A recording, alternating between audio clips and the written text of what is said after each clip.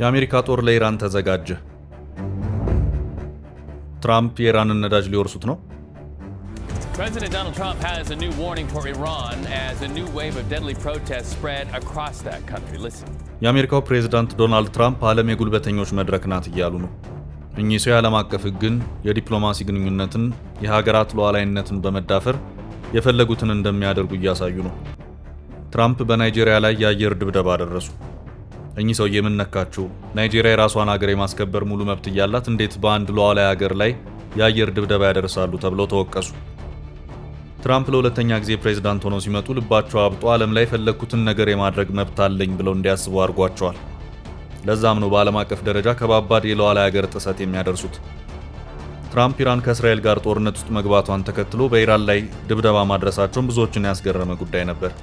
ትራምፕ በናይጄሪያ በኢራን አይግረማችሁ በማለት ቬኔዙዌላ ድረስ በመሄድ መሪዋን አፍነዋል። የአሜሪካ አምባገነንነት አይን አወጣ አስባለ።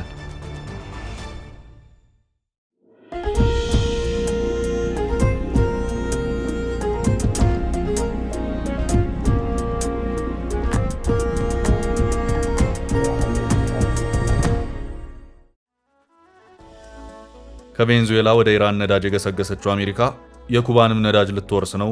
አሜሪካ በቬኔዙዌላ ላይ ድንገተኛ ወረራ ፈጽማ ፕሬዝዳንቱን ኒኮላስ ማዱሮን ከነባለቤታቸው በቁጥጥር ስር የማዋሏ ዜና ለዓለም ድንገተኛው ክስተት ነበር።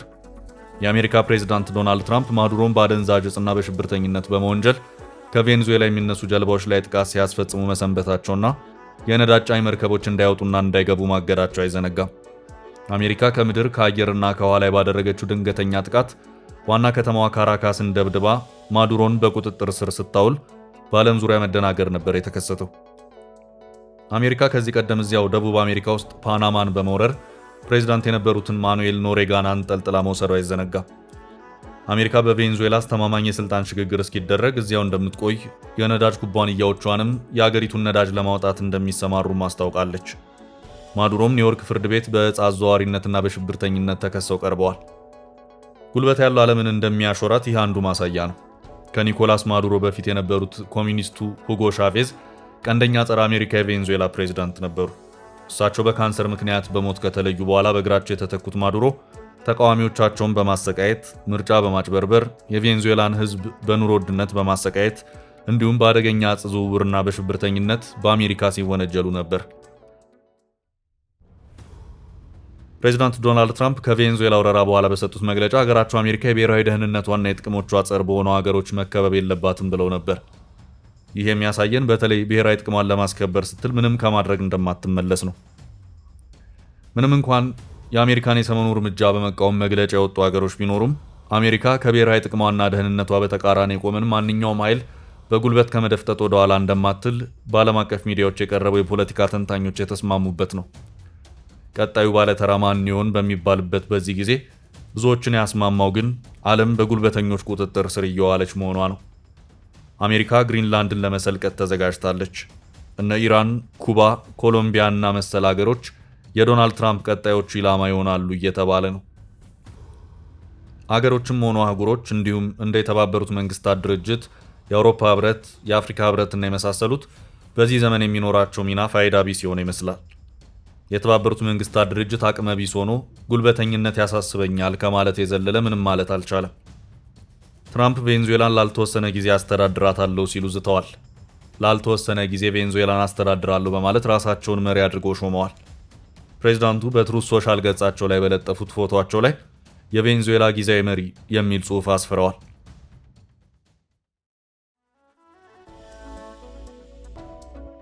ትራምፕ አሁን ፊታቸውን ወደ ኢራን አዙረዋል።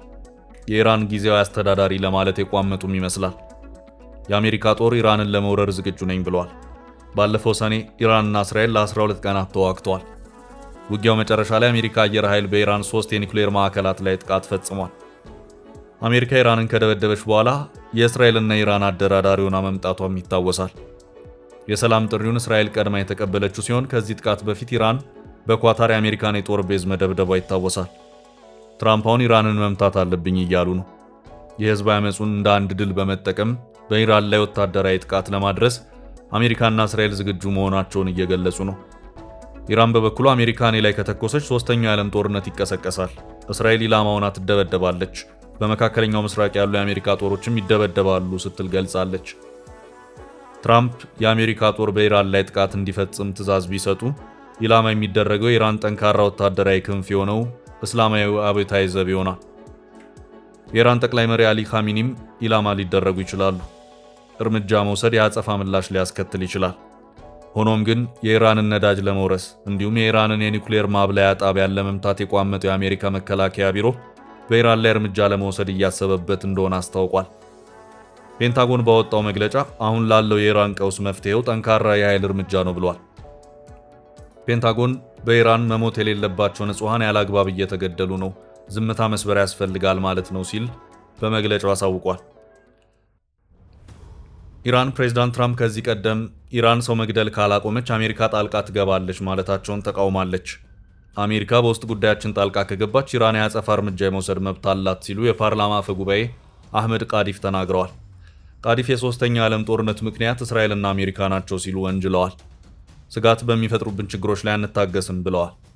በቅርቡ ደግሞ ኢራን ወታደራዊ እርምጃ የመውሰድ እቅድ ባይኖራትም ጥቃት ከተሰነዘረባት ግን ለጦርነት እንዲሁም ለድርድር ዝግጁ መሆኗን የውጭ ጉዳይ ሚኒስትሯ ተናግረዋል። ባለስልጣኑ ይህን ያሉት ፕሬዚዳንት ዶናልድ ትራምፕ አሜሪካ በኢራን ጉዳይ ጣልቃ ልትገባ እንደምትችል ጠቁመው ወታደራዊ ኃይላችን ጠንካራ አማራጮችን እየተመለከተ ነው በማለት ኢራን ለድርድር ጥሪ ማቅረቧን ካሳወቁ በኋላ ነው። የኢራን የውጭ ጉዳይ ሚኒስትር አባስ አራግቺ በቴህራን የውጭ ሀገራት አምባሳደሮች በተገኙበት ባደረጉት ንግግር ኢራን ጦርነት አትሻም በማለት የሀገራቸው ጠላቶች የተሳሳተ ስሌት ውስጥ እንዳይገቡ አስጠንቅቀዋል። ለድርድር ዝግጁ ነን፣ ነገር ግን ድርድሩ በእኩል መብትና በጋራ መከባበር ላይ የተመሰረተ መሆን አለበት በማለት የአሜሪካው ፕሬዝዳንት ስለ ኢራን የድርድር ፍላጎት ያሉትን አረጋግጠዋል። የኢራን የውጭ ጉዳይ ሚኒስቴር ቃል አቀባይ እስማኤል ባጊ ለጋዜጠኞች እንደተናገሩት በዶናልድ ትራምፕ ልዩ መልእክተኛ ስቲቭ ዊታከር እና በሚኒስትር አራግቺ መካከል አስፈላጊ መልእክት ለመለወጥ የሚያስችል የግንኙነት መስመር መከፈቱን ገልጸዋል። የውጭ ጉዳይ ሚኒስትሩ አጽንኦት ሰጥተው እንደተናገሩት ድንገተኛ ጥቃት መፈጸም የኢራን ፍላጎት እንዳልሆነ፣ ጥቃት ከተፈጸመባት ግን ለጦርነት ዝግጁ መሆኗን አመላክተዋል። የኢራን ብሔራዊ ደህንነት የበላይ ምክር ቤት አካል የሆነ የመከላከያ ምክር ቤት ቀደም ሲል ባወጣው መግለጫ በህጋዊ ራስን የመከላከል ማዕቀፍ ውስጥ ኢራን ጥቃት ከተፈጸመባት ብቻ ምላሽ በመስጠት ላይ አትወሰንም በማለት ስጋት በሚፈጥሩ ወገኖች ላይ ቀድሞ እርምጃ እንደሚወስድ አስጠንቅቆ ነበር። እውን ፔንታጎን ከቬኔዙዌላ ወደ ኢራን በመሻገር የመምታት አቅም አለው? የአሜሪካ ጦር አይዳከምም? ጥናቶች አሜሪካ ትጎዳለች እያሉ ነው።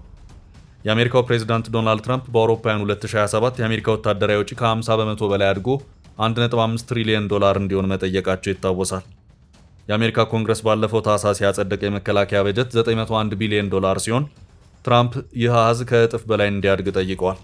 ትራምፕ ረቡዕ ዕለት በማህበራዊ ሚዲያቸው ላይ ባሰፈሩት ጽሑፍ ይህን ማድረግ የምናስበው አስደናቂ መከላከያ ሰራዊት ከመገንባት በተጨማሪ ጠላት ቢኖረንም ራሳችን ደህንነታችን የተጠበቀ እንዲሆን ያስችለናል ብለዋል። ትራምፕ ከመጀመሪያ የስልጣን ዘመናቸው ጀምሮ የአሜሪካና የሌሎች አጋር ሀገራት ወታደራዊ ወጪ ከፍ ማለት አለበት የሚል ሀሳብ ያነሳሉ። ሆኖም ግን አሜሪካ በተለያዩ ሀገራት ላይ ወታደራዊ ጥቃት ማድረስ ማቀዷን ተከትሎ አሜሪካ ከባድ ፈተና ይገጥማታል እየተባለ ነው። በቅርቡ የአሜሪካ ልዩ ኃይል ዴልታ ፎርስ የቬኔዙዌላውን መሪ ማዱሮን በቁጥጥር ስር ለማዋል ባደረገው ኦፕሬሽን እና የቀጠናውን ደህንነት ለማስጠበቅ በሚል አሜሪካ ግዙፍ የባህር ኃይልና የአየር ኃይል ወደ ካሪቢያን አካባቢ አንቀሳቅሳለች። ይሁን እንጂ ይህ እርምጃ ቻይና የጦር ኢንዱስትሪዋን በከፍተኛ ፍጥነት እያሳደገች ባለችበት ወቅት የአሜሪካን የጦር መሳሪያ ክምችት፣ የሰራዊት ስምሪት እና የባህር ኃይል አቅም ላይ ጫና እየፈጠረ ነው። አንድ ስማቸው እንዳይጠቀስ የፈለጉ የቀድሞ መከላከያ ባለስልጣን ወታደሮቹን ከየት ነው እያመጣን ያለ ነው? የምዕራቡ ንፍቀ ክበብ ስትራቴጂ በፍጥነት ካልጠራ ነገሮች ከቁጥጥር ውጭ የሚሆኑበት ስትራቴጂያዊ አደጋ አለ ሲሉ ስጋታቸውን ገልጸዋል።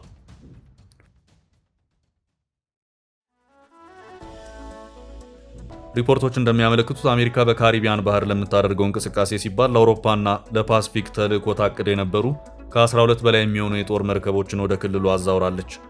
ከእነዚህም መካከል በሜዲትራኒያን ባህር ሊሰማራ የነበረውና በኒኩሌር የሚሰራው ግዙፍ አውሮፕላን ተሸካሚ መርከብ ዩኤስኤስ ጀራልድ አር ፎርድ ይገኝበታል። ይህ እርምጃ በአውሮፓና በእስያ ፓሲፊክ ቀጠና የአሜሪካን የባህር ኃይል ክፍተት እንደፈጠረ ተጠቁሟል።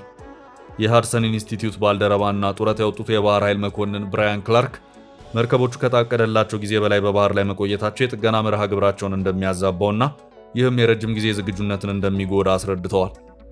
ፕሬዚዳንት ትራምፕ በኩባና በኮሎምቢያ መንግስታት ላይ ማስጠንቀቂያ መስጠታቸውን የቀጠሉ ሲሆን የቬንዙዌላው ማዱሮ መያዝና የአደንዛዥ ዕፅ ተዋጊ መርከቦች መውደም የአዲሱ የውጭ ጉዳይ ፖሊሲ ስኬቶች እንደሆኑ አስተዳደሩ እየገለጸ ይገኛል። ነገር ግን ተንታኞች አሜሪካ ኢራን ወይም ሌላ ቦታ ግጭት ቢቀሰቀስ ይህን ሁሉ በአንድ ጊዜ ማስተናገድ አቅም ይኖራታል ወይ የሚለውን ጥያቄ እያነሱ ነው።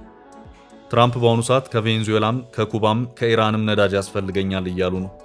ከአሁን በኋላ ወደ ኩባ የሚገባ ነዳጅ አይኖርም ብለዋል። የኩባ መንግስት በአስቸኳይ ከአሜሪካ መንግስት ጋር ከስምምነት ላይ መድረስ አለበት ብለዋል።